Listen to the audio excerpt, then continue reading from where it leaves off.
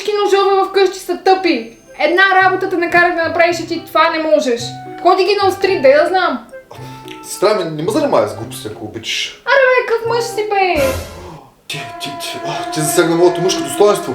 Сега съм принуден да го направя. Да. Мяре.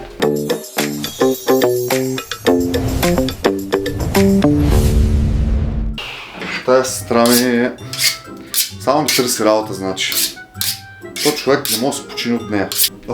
Виж сега, става ли? Не е достатъчно остър. А сега? Не е достатъчно остър.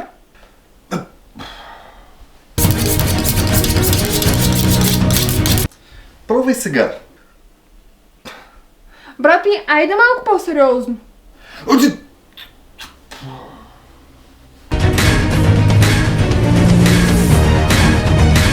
Ми не е остър.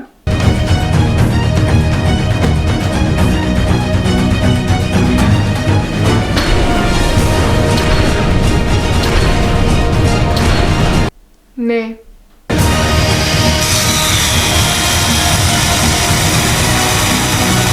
Ти изобщо остриш ли го този нож?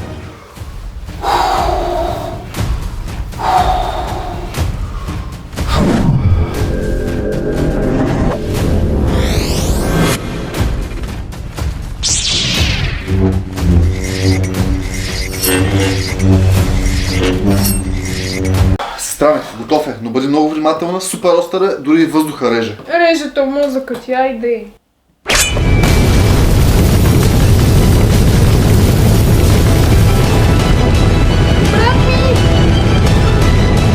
Да! Не е достатъчно остър.